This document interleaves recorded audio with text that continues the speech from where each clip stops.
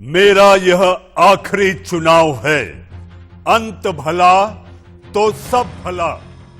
पूर्णिया में नीतीश ने ऐलान क्या किया कि अपनी राजनीति को पूर्ण विराम दे दिया।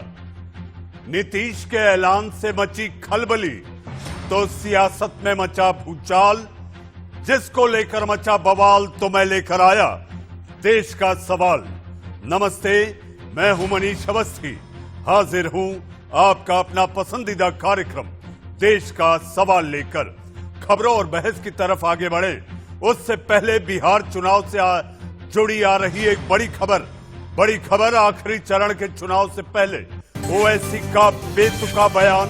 भारत को लेकर एआईएमआईएम चीफ असदुद्दीन ओवैसी का बयान।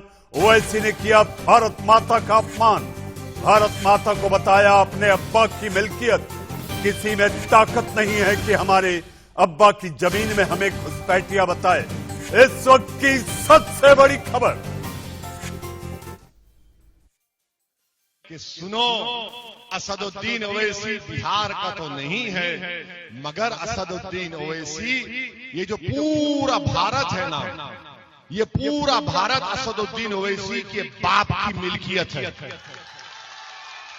कैसे है? हमारे अब्बा, आपके अब्बा, उनके अब्बा, उनके अब्बा के अब्बा हजरत आदम अलैहिस्सलाम जब दुनिया में कदम रखे तो भारत में रखे थे कदम। तो ये हमारे अब्बा की जमीन हुई और किसी माई का लाल में ताकत नहीं है कि हमको हमारी अब्बा की जमीन पे घुसपैठी करार दे। ये अब्बा की जमीन है और अब्बा की जायदाद में, बाप की जायदाद में बेटी और बेटे का हिस्सा मिलेगा। अब ये लड़ाई हिस्सेदारी की लड़ाई है कि सुनो, असद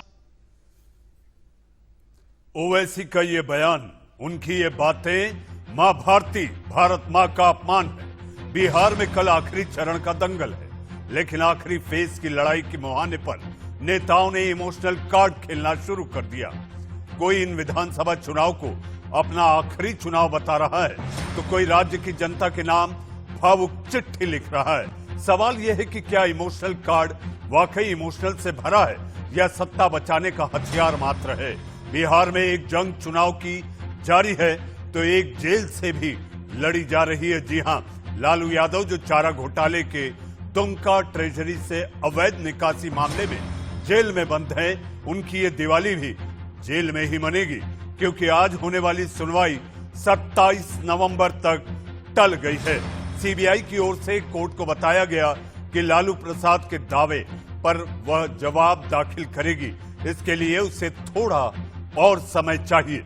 सीबीआई की इस गुजारिश को स्वीकार करते हुए जस्टिस अपरेश कुमार सिंह की अदालत ने सीबीआई को 24 नवंबर तक का जवाब दाखिल करने का समय भी दे दिया और सुनवाई के लिए 27 नवंबर की तारीख भी निर्धारित कर दी।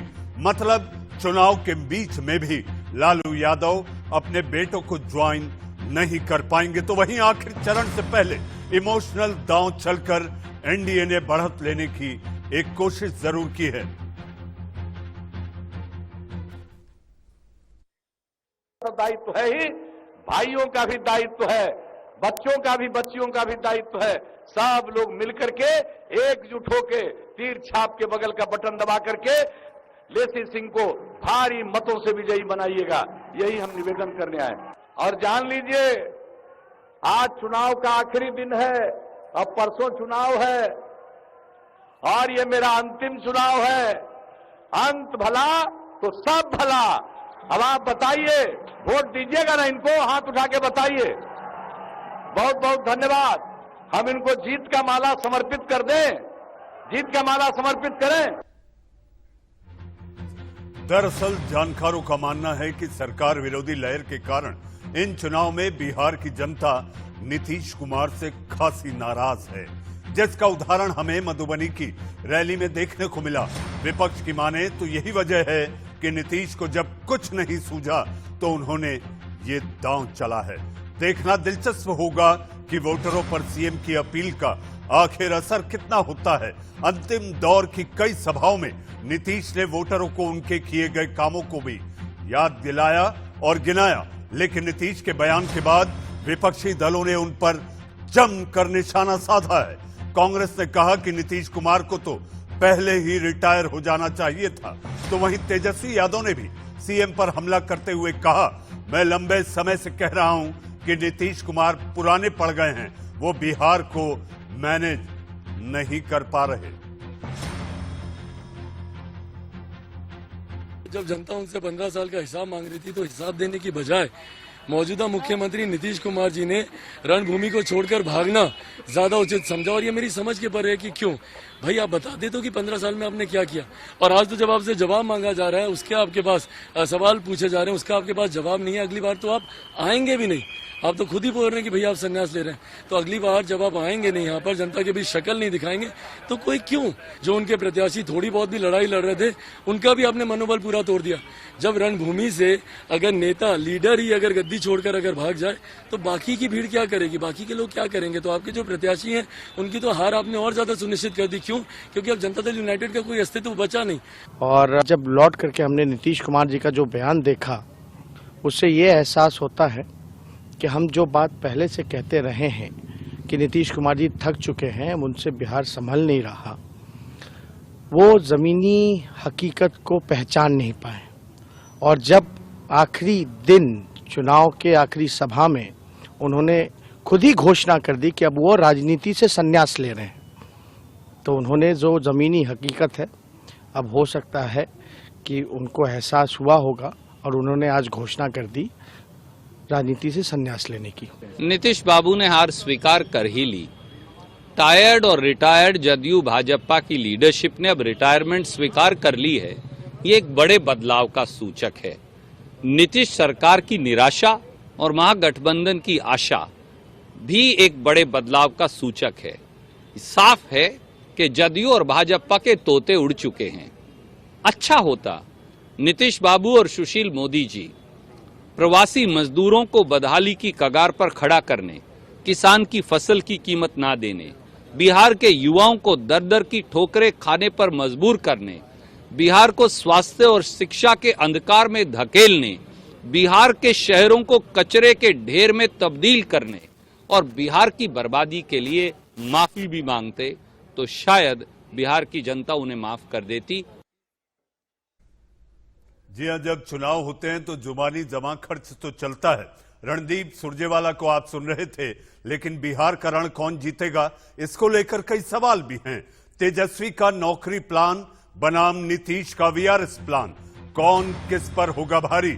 नीतीश को आखिरी दौर में इमोशनल कार्ड खेलने की आखिर जरूरत क्यों पड़ी? क्या आखिरी दौर में नीतीश का दांव होगा कारगर? अंत भला तो सब भला, आखिर इसमें किसका भला? बिहार चुनाव में भारत माता का अपमान क्यों? भारत माता ओवैसी की मिल्कियत कब और कैसे बन गई? जी हां, इन्हीं ज्वलंत सवालों के साथ हम शुरू करेंगे अपना देश का सवाल। देश का सवाल में मेरे साथ मेहमानों का पैनल है। पैनल में चिर परिचित चेहरे, राजनीतिक विश्लेषक और राजनीतिक दलों के प्रवक्ता आपके टीवी स्क्रीन पर मेरे साथ। लेकिन आप ये कहेंगे कि सियासत की इस बातचीत, बहस में अध्यात्म का क्या काम?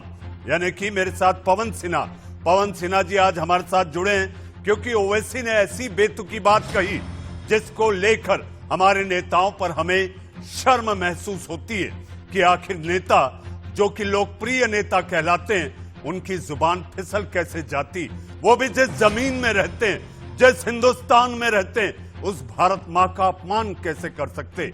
इस पर बात करेंगे। पवन सिन्हा जी हमारे साथ हैं। हमारे साथ जी हां सुदेश वर्मा, बीजेपी के प्रवक्ता। जी हां, बिहार जीतने के कई मायने होंगे।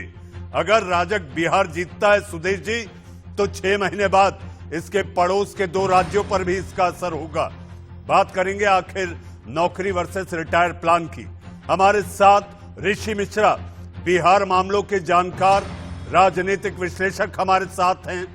बिहार पर इनका काफी रिसर्च यानी कि अनुसंधान है, एक एक सीट पर बारीक से नजर रखते हैं। आप हमारे साथ मनीष कुमार, जनता दल यूनाइटेड यानी जदयू के आप नेता हैं, आप हमारे साथ हैं। हमारे साथ तेज तर्रार युवा नेत्री सारिका पासवान, आरजेडी की प्रवक्ता हमारे साथ हैं। और एक वो चेहरा जो लगातार हर मुद्दे पर अपनी बेबाकी से राय रखते रहे, चाहे वो चीन का मसला हो या अमेरिका का। वरिष्ठ पत्रकार और एलजेपी के वरिष्ठ प्रवक्ता डॉक्टर अजय कुमार पांडे हमारे साथ हैं। आज की बहस शुरू करें उससे पहले दर्शकों में आपसे ये कहना चाहता हूं कि आखिर एक नेता मां भारती का, भारत माता का कैसे अपमान करता है, ये एक बार फिर सुने और फिर मैं चलूंगा अपने मेहमानों के पास।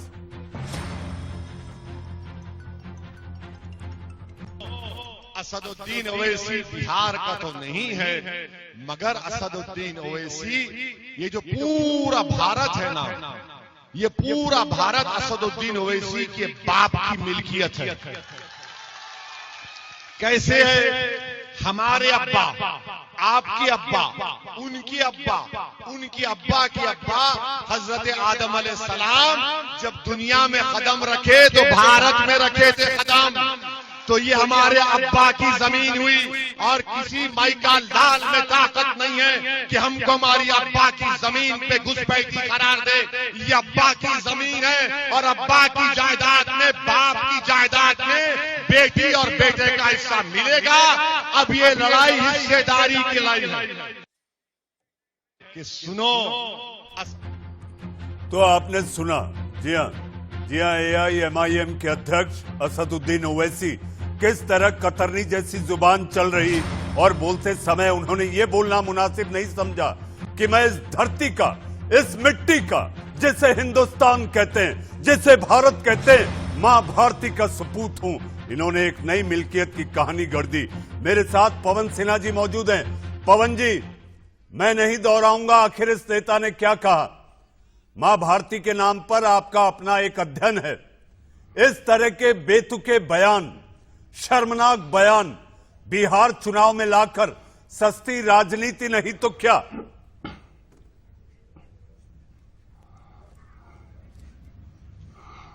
उन्नीस 1935 में यही चीज जिन्ना ने शुरू की थी।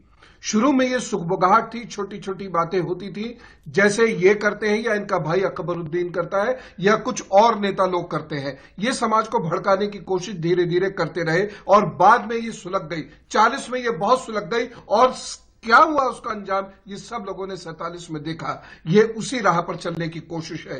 ये वही मिल्कियत की बात कर रहे हैं। मिल्कियत किसकी कैसे हो सकती है? अगर किसी के कोई पीर, पैगंबर, भगवान अगर धरती पर आए हैं तो ये मिल्कियत का मामला कहां से हो गया? ये तो आस्था का मामला है। तो यहां उनको आस्था कर रखनी है, ना इबादत करनी है। ये कोई लड़ाई लड़ने की बात कर रहे हैं, यह तो बांटने की बात कर रहे हैं। शर्म आनी चाहिए। ये सांसद है, इन्होंने कभी ना कभी संविधान की ओथ ली होगी। इन्होंने उस ओथ को नकारने की कोशिश की है। किस तरह ये लोग जहर घोल रहे हैं भीड़ों में, ये किस तरह जहर घोल रहे हैं लोगों के अंदर। और उसके बाद जब कोई कुछ कह देता है हिंदू, तो ये उसको हिंदू मुस्लिम बनाने की साजिश शुरू कर देते हैं। हमारे बहुत से भाई कहीं भी बैठकर शुरू हो जाते हैं, उनको डिफेंड करने लगते हैं। ये डिफेंस का मामला नहीं है, ये देश की सुरक्षा का सवाल है। 1935 का जो मैंने हवाला दिया, आप पढ़िए किस तरीके से जो तराना हिंदुस्तान के लिए लिखा था इकबाल ने, वो तराना मिल्ली बन गया बाद में जाकर। आप उन चीजों को, उस इतिहास को फिर से देखें तो आप पिछले 8-10 सालों में देखेंगे कि उसको ठीक उसी तरीके से दोहराया जा रहा है। ये किसी के बाप की या अब्बा की मिल्कियत नहीं है, ये राष्ट्र है। ये राष्ट्र सबका होता है। यहाँ कोई किसी को भड़का नहीं रहा है, यहाँ कोई किसी को भगा नहीं रहा है, यहाँ कोई किसी को घुसपैठिया नहीं कह रहा है, अगर वो संवैधानिक रूप से यहाँ रह रहा है तो। और अगर कोई संवैधानिक रूप से यहाँ नहीं रह रहा तो निश्चित रूप से क्या भारत, पाकिस्तान भी लोगों को भगाता है। हिंदुओं की क्या हालत करता है पाकिस्तान। फ्रांस की लड़ाई में बांग्लादेश और पाकिस्तान ने हिंदुओं के घर फूंक दिए, हिंदुओं के मंदिर तोड़ दिए।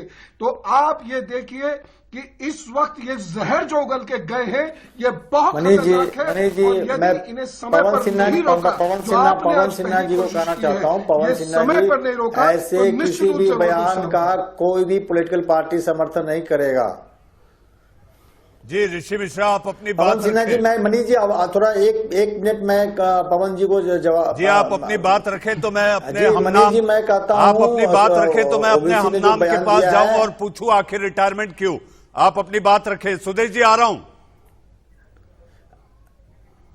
जी जी जी जी जी जी जी जी जी मैं ओबीसी का जो बयान है उसका हर एक बिहारी 12 करोड़ जो बिहारी है और 138 करोड़ देशवासी निंदा करता है, घोर निंदा करता है। पवन सिन्हा जी ने भी निंदा किया है, लेकिन ऐसे बयानवीर इधर भी हैं उधर भी हैं। पवन सिन्हा जी तब कहाँ चले जाते हैं जब गिरिराज सिंह कहते हैं तिरंगा में हरा कलर मतलब पाकिस्तान, जब मोदी जी कहते हैं मियां अहमद पटेल, तब ऐसे बयानों को निंदा क्यों नहीं करते हैं? जब मुझे बिठाइए टीवी पर, राष्ट्र के खिलाफ हर बात के खिलाफ मैं बोलूंगा। बात को आप इधर उधर मत घुमाइए सर, आप बात को इधर उधर मत घुमाइए। आपने डिफेंस करनी शुरू कर दी, इसे कहते हैं ऑफेंसिव डिफेंस। आप केवल ओवैसी पर बात कीजिए, मुझे बिठाइए। श्री गिरिराज जी बोले या कोई और माननीय सांसद बोले, अगर देश के खिलाफ बोलता है मैं उसके खिलाफ बोलूंगा। ऋषि मिश्रा, ऋषि जी मेरी बहस का मुद्दा ओवैसी नहीं है, ओवैसी उसका एक भाग है। मेरी बहस का मुद्दा ओवैसी एक भाग है, लेकिन पूरी बहस ओवैसी पर नहीं है। जैसा कि हमने शुरू किया कि आखिर नीतीश कुमार जी हाँ, उन्हें क्यों कहना पड़ा कि ये मेरा आखिरी चुनाव है। ये आखिरी चुनाव कहीं आखिरी दांव तो नहीं। हमारे साथ मनीष कुमार हैं। मनीष जी, तीसरे चरण आखिरी चरण में ये मास्टर स्ट्रोक खेला गया, एक ऐसी बैटिंग जिसमें यह पाया गया कि इस पर अगर बैटिंग नहीं की गई तो बोल्ड होना तय है। भाई गजब, हमको समझ में नहीं आता है ये कैसे कान लेकर के चल रहे हैं। उनको कैसे सुनाई दे दिया कि नीतीश कुमार जी कह रहे हैं कि ये मेरा अंतिम है। अरे भैया, चुनावी कार्यक्रम में वो अंतिम दौरा था, अंतिम कार्यक्रम था, ना कि चुनावी पीढ़ी से वो संन्यास ले रहे हैं। इस बात को समझ क्यों नहीं आता है? बड़े है लोगों को समझ मनीष जी अगर वाक्य रचना को देखें, मनीष जी आप मेरे हमनाम हैं, अगर आप नीतीश जी की वाक्य रचना को देखें, ये मेरा आखिरी चुनाव है, एक आम व्यक्ति क्या सोचेगा? वो ये कह सकते थे कि ये चुनाव का आखिरी मेरी सभा है, ये चुनाव की मेरी आखिरी रैली है, लेकिन ये कह देना कि ये मेरा आखिरी चुनाव है। आप बताइए, मैं तो नहीं समझ पाया इसके आगे। नहीं, अगर नहीं समझ पा रहे हैं तो भाई मैं इसमें क्या कर सकता हूं। अरे लेकिन जो उन्होंने बोला उस पर हम विश्लेषण कर रहे हैं मनीष भाई। नहीं देखो भाई, वो कह रहे हैं कि इस कार्यक्रम का अंतिम सभा है। क्या दिक्कत है भैया? 5 तारीख को चुनाव प्रचार समाप्त होना था, शाम के 4:30 बजे चुनाव कार्यक्रम उन्होंने समाप्त कर दिया। इसमें कौन सी बड़ी बात है? बिल्कुल सही बात उन्होंने कहा है। मनीष जी आप कह रहे हैं कि ये आखिरी चुनाव नहीं है उनका, आप उनके उस बयान को खारिज कर रहे हैं और कह रहे हैं कि नीतीश कुमार का ये रिटायरमेंट प्लान नहीं है। देश का सवाल में आपको लाखों करोड़ों दर्शक देख रहे हैं और सुन रहे हैं।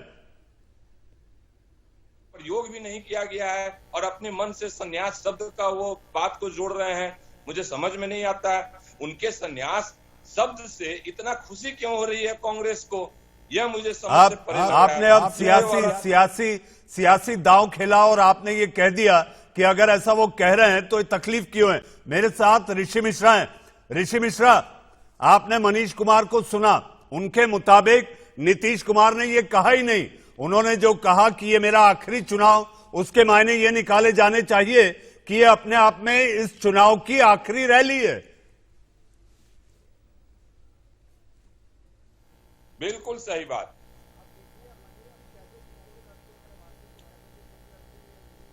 इनका हक है, लेकिन जो आप यदि आपने भी और हमने भी जो नीतीश कुमार का बयान सुना, उसका अर्थ यही हुआ कि ये मेरा अंतिम चुनाव है और अंत भला तो सब भला। तो कहीं न कहीं नीतीश कुमार ने इमोशनल कार्ड खेला है और इसका फायदा जेडीयू को मिलेगा। लेकिन बीजेपी के जेडीयू के जो प्रवक्ता हैं वो अपने ही पार्टी के शीर्ष नेता के बयान को खंडन कर रहे हैं। जिस मकसद से नीतीश कुमार जी ने बयान दिया, उसी बयान को ये टीवी डिबेट में एक इंडिया के सबसे नंबर 1 चैनल पे बैठ के डिफेंड नहीं कर पा रहे हैं। ये समझ से परे है। पार्टी का स्टैंड क्या है?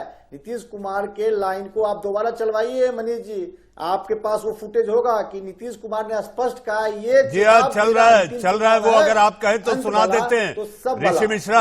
ऋषि मिश्रा, दर्शकों की सहूलियत के लिए मैं कहूंगा मेरी टीम उज्ज्वल और अमित अगर वो कोशिश करके वो वीडियो चलाएं तो एक बार दर्शक फिर सुने और मनीष कुमार जी भी सुने। चुनाव है और ये मेरा अंतिम है, और ये मेरा अंतिम चुनाव है। अंत भला तो सब भला। मनीष भाई, ये मेरा अंतिम चुनाव है, ये मेरा अंतिम चुनाव है, अंत भला तो सब भला। क्या कहेंगे आप? जेडीयू के शीर्ष नेता इनको डांट लगाएंगे। मनीष भाई एक कमेंट दे, फिर मैं दूसरे मेहमानों के पास जाऊं।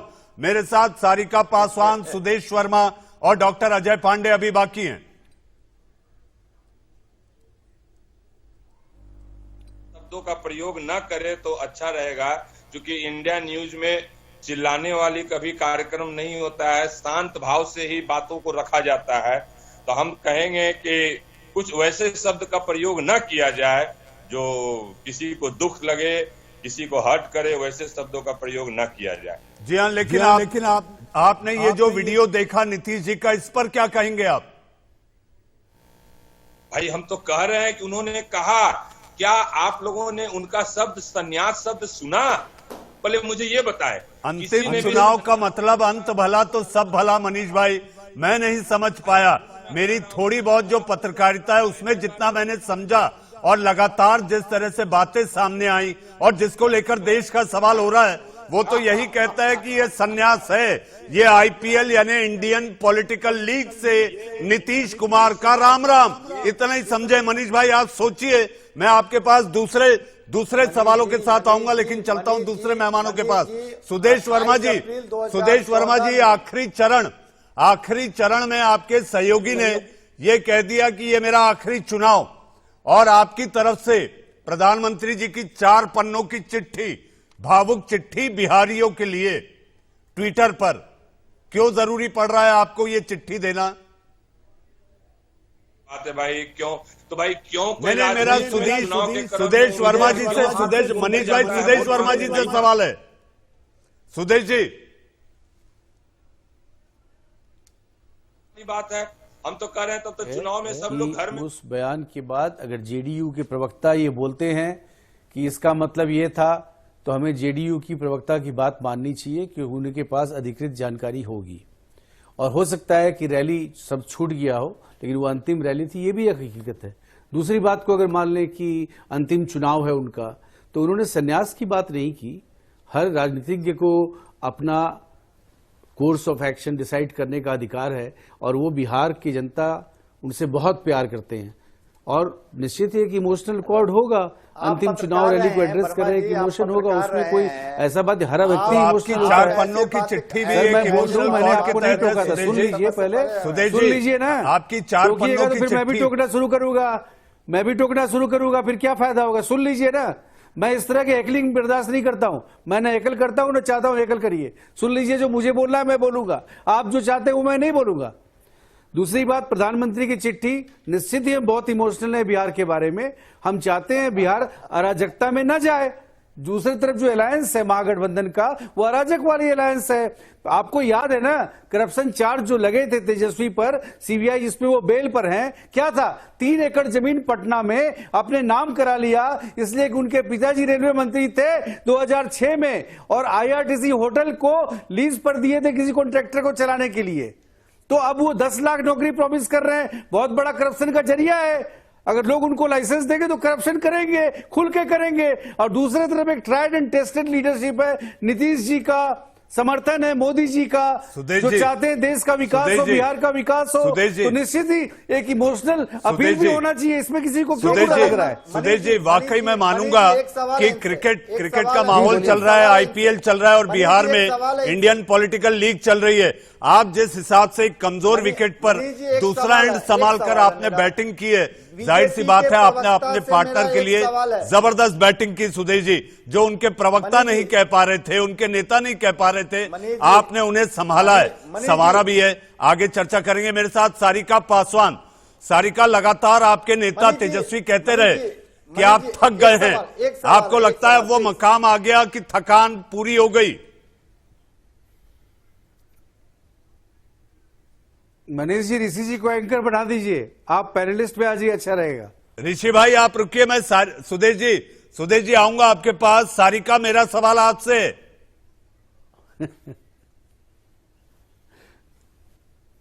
जी मैं बोलूं? जी, मैं आप ही से सवाल कर रहा था। सवाल आपने सुना? आप कहेंगे। जी मैंने सवाल सुन लिया, बीच में आपने इंटरप्ट किया तो मैं चुप हो गई।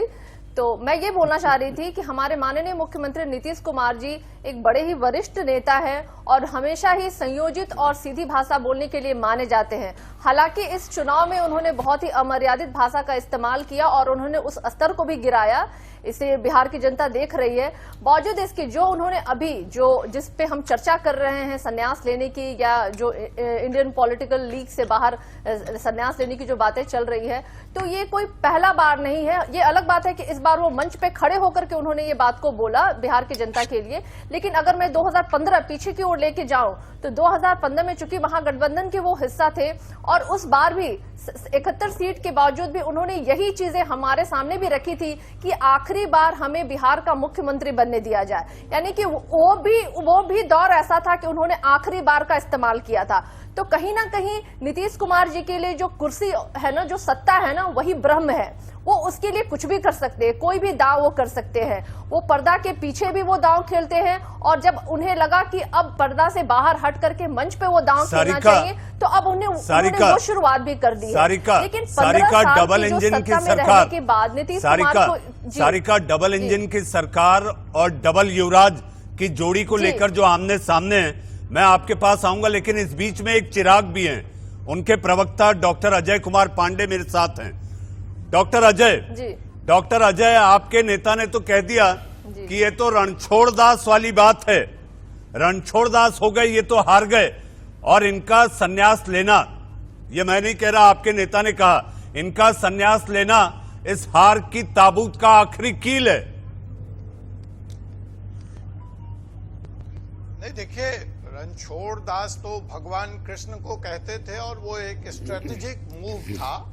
लेकिन मैं यहाँ पे मनीष जी जो जेडीयू के प्रवक्ता हैं उनकी बात से सहमत होना चाहूंगा कि उन्होंने कहा कि नीतीश जी संन्यास की बात नहीं कर रहे थे, वो उस रैली में को बता रहे थे ये अंतिम रैली है, इसलिए वो कह रहे थे कि अंत भला तो सब भला। बिल्कुल सही कह रहे हैं मनीष जी, ये नीतीश जी के अब थके होने का सबूत है कि वो कहना कुछ चाहते हैं और कह कुछ देते हैं। मुंगेर में वो माता की जयकार लगाना चाहते हैं, वहां गोली चल जाती है। 370 पे वो भाजपा का समर्थन करना चाहते हैं, वो विरोध हो जाता है।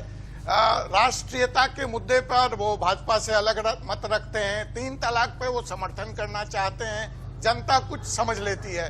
तो जब व्यक्ति बूढ़ा हो जाता है और थकाऊ हो जाता है तो ऐसे कम्युनिकेशन गैप्स राजनीति में सामान्य हैं। आपने देखा होगा और बुजुर्ग नेताओं को, मोरारजी देसाई और तमाम लोग, सीपीएम के हरिकिशन सिंह सुरजीत, तो वो कुछ का कुछ कह जाते थे। तो ये एक स्वाभाविक प्रक्रिया है कि अब नीतीश जी थक गए हैं और वो अगर नहीं भी हटना चाहते अजय डॉक्टर अजय पांडे, मनीष कुमार, ऋषि मिश्रा, सुदेश वर्मा, पवन सिन्हा जी और सारिका पासवान, आप लोग बने हुए हैं। लेकिन जितना हम समझ पाए, जी हाँ, नीतीश ने कल पूर्णिया में कुछ कहा और आज देश का सवाल में जो उनके नेता कह रहे हैं, उससे फिर एक बार लगता है कि ये चुनावी कंफ्यूज करने के लिए, यानी कि चुनाव में भ्रम पैदा करने के लिए जो कल एक बयान हुआ और आज कुछ कहा जा रहा, यानी चित भी मेरी पढ़ भी मेरा। देश का सवाल अभी जारी है।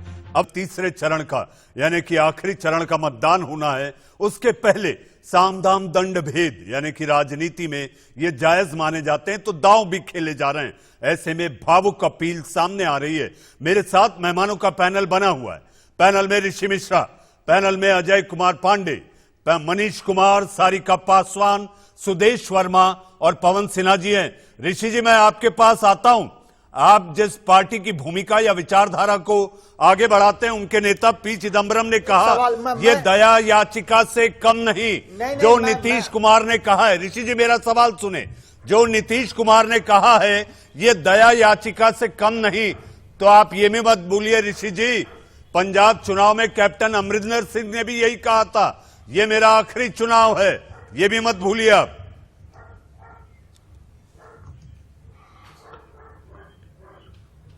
देखिए मनीष जी, मेरा कांग्रेस से कोई लेना देना नहीं है, ना मैं कांग्रेस विचारधाराओं से सहमत रहता हूं।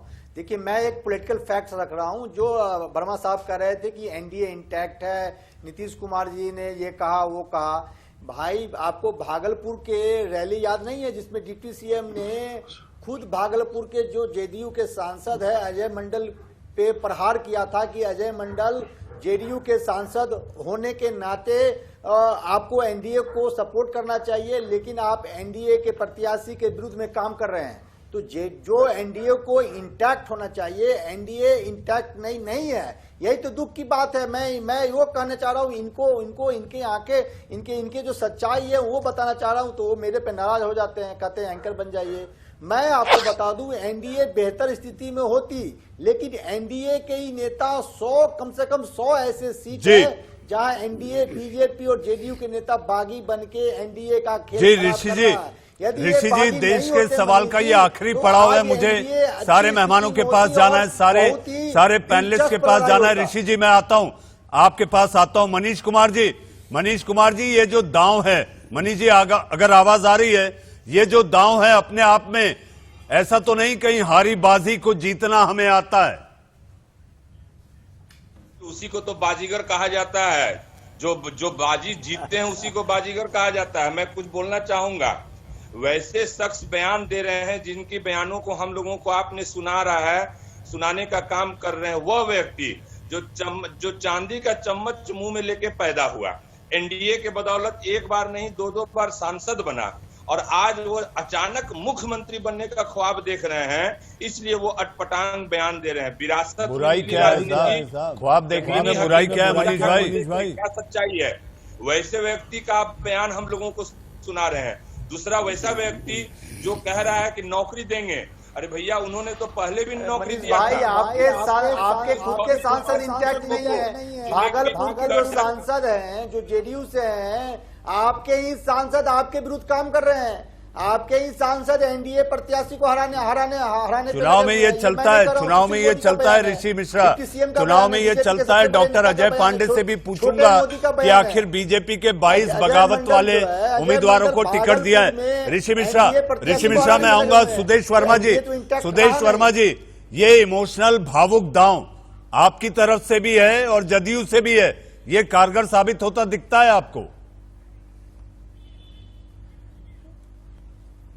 मनीष जी 2 बातें करना चाहता हूं। पहला तो ये शायद आपके आर्गुमेंट पर विराम लगे उसके बाद कि देखिए मैंने किसी पत्रकार को नौकरी के बाद भी पत्रकारिता छोड़ते नहीं देखा।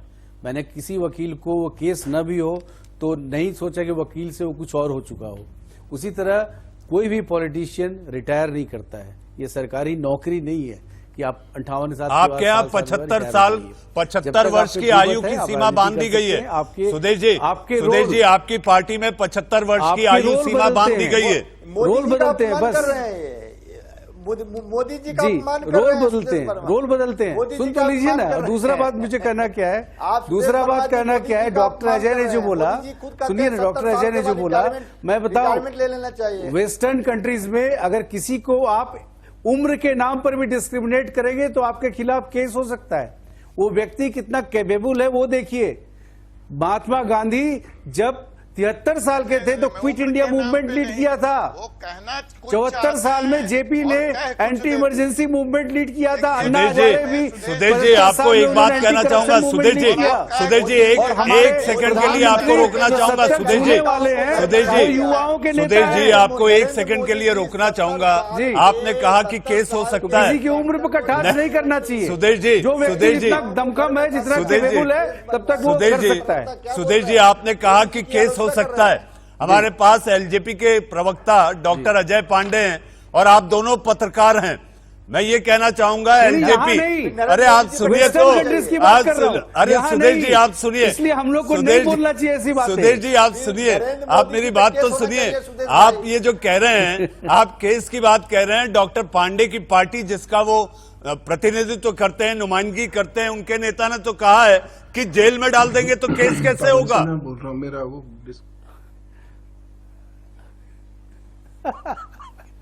सुदेश जी, आप देखिए कहना कुछ डॉक्टर चाहते पांडे हैं और आप कह मेरे कुछ मित्र जाते है, हैं, तो मैं केस सिर्फ ये को बता रहा हूँ आप किसी हार की ही उम्र पर जाइएगा। टच नहीं करना चाहिए, केस को कैपेबिलिटी आप पर बाद में देखिए, खींचिएगा और सुदेश जी। कैपेबिलिटी ही इंपॉर्टेंट है। और नीतीश जी वर्सेस महागठबंधन कहीं कोई है ही नहीं मैच। कैपेबिलिटी नहीं, नीतीश जी मनीष माइल जी साइड कह है, रहे हैं। जो उनका वो ये इमेज है, नहीं कहना किसके चाह लिए रहे करेंगे? वो तो बिहार को पटरी पर लाने का प्रयास कर रहे हैं। लाइन को छोड़ के बोल रहे हैं। जी सारिका पासवान, सारिका अगर आपको नहीं, मेरी बिल्कुल आवाज नहीं। आ रही आप पूछिए, है, मैं आप इस बताऊंगा। पैनल में आप एक पूछिए, अकेली मैं उसका महिला explanation पैनलिस्ट दूंगा ना। है। मुझे सारिका के पास आप जाना है। पूछिए। सारिका मेरा सवाल आपसे है, सुदेश जी आपने सुना जदयू के नेता, जी। इन सबका ये कहना है जी। महागठबंधन का तो बोरिया बिस्तर बंद होना तय है, क्योंकि हमने जो चुनाव लड़ा और जो बातें की हैं, जो वायदे किए हैं, तू 1 कदम तो मैं 10 कदम, आपने 10 लाख कहा, हमने 19 लाख कहा, लेकिन मेरा आपसे सवाल है पैसा कहां से आएगा सारिका?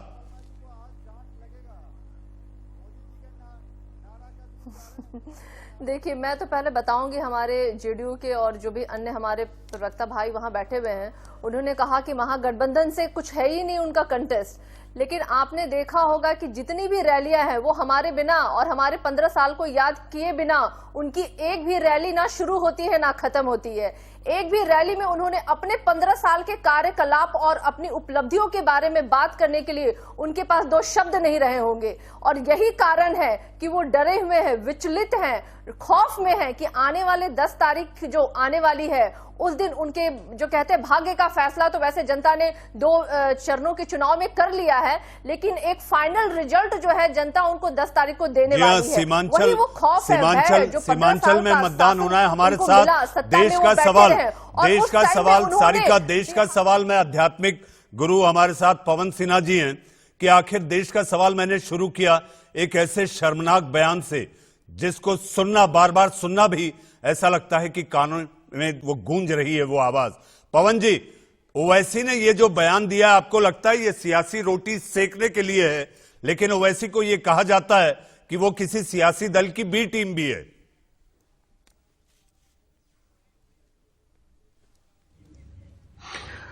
जी हाँ, कहीं ना कहीं तो उनके अपने कुछ ना कुछ रिलेशंस तो हैं। और दूसरी बात ये रही कि सियासी रोटी सेकने के लिए है, बिल्कुल है ही है। और उस बयान का अदरवाइज कोई मकसद ही नहीं है, कोई मतलब ही नहीं है। उस बयान का न सर है न पांव है, वो सिर्फ इसीलिए दिया गया है कि वहां जो भीड़ मौजूद होगी उसे भड़काकर वोट में तब्दील कर लिया जाए। जी पवन जी, अब मेरे देश का सवाल खत्म करने का वक्त है। जी हाँ, लेकिन खत्म करते करते मैं ये कहना चाहूंगा कि चुनाव जीतने के लिए नेता कुछ भी कहेगा, चुनाव जीतने के लिए नेता कुछ भी बोलेगा, कुछ भी करेगा, लेकिन इस बार एक खास बात सामने आई बिहार चुनाव में। जी हाँ, वो बात यह है कि एक ने नौकरी देने का वादा किया तो दूसरे ने रिटायरमेंट का ऐलान किया। जी हाँ, देश का सवाल में आज के लिए इतना ही।